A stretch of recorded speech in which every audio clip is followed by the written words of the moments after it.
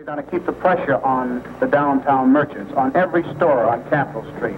A native son of Mississippi and war veteran, Medgar Evers was the first NAACP field secretary for his home state. A leader in the civil rights movement, determined to end segregation and create a just society for all citizens, Evers organized voter registration drives, boycotts against businesses, and in 1954, his application to the Ole Miss School of Law was denied, but helped pave the way for the school's integration years later. On June 2, 1963, Medgar Evers was gunned down in front of his home by a white supremacist, leaving behind his wife Myrlie and his 3 young children, Daryl, Rena, and James. For 30 years, his death went unpunished until 1994, when Byron De La Beckwith was convicted for killing Evers. Recently, family and friends gathered at Arlington Cemetery, where Evers is buried, to honor the man who served his country, wanting equality for all. So many events that are going on recently, commemorating the 50th anniversary, and just recently a memorial in D.C., and former President Bill Clinton, in speaking about you, was saying how you have kept alive the memory and the meaning of your husband's life. What do you think is the meaning? He would do everything he could to see that justice prevailed in every part of American life.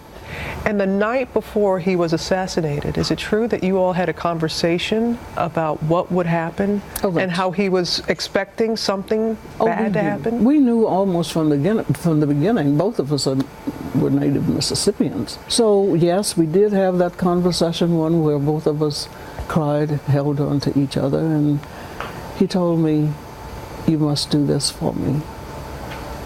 You must take care of my children." Mm-hmm.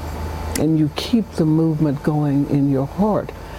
I told him, "I can't make it without you." And he said to me, and I never shall forget, "You're stronger than you think you are."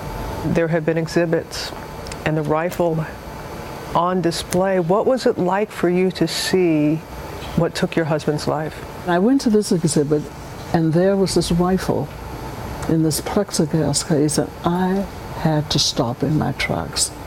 The trigger represented hatred to me. Well, your husband was right. You are stronger. You are stronger than you think. And you at the inauguration earlier this year, delivering the opening prayer. I know. What was that moment like for you? I used in that invocation something that my grandmother always taught me. God, make me a blessing. And that's what I tried to live by. I also realize I am more than just the widow of. I'm my own person. The circumstances were difficult, but I welcome all the challenges and all of the changes that come with being the widow of, but of being Myrlie Evers myself. When these opportunities presented themselves, you were ready, and you stepped up, and you did it. And you've played at Carnegie Hall. You have played the piano at Carnegie Hall. How many people can say that? Not only that, I sang at Carnegie Hall.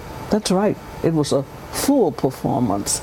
And I am so proud. I enjoyed myself to no end. And I had on this red dress that was made for me, and I was able to lean into the curve of the baby grand, and it was just marvelous. It was a dream come true. Thank you. It has been a delight. Well, I thank you, and I'm so pleased to say we are both from Mississippi. Yes, we are. Yes, and the best to you. Yes, we are. Thank you. Thank you.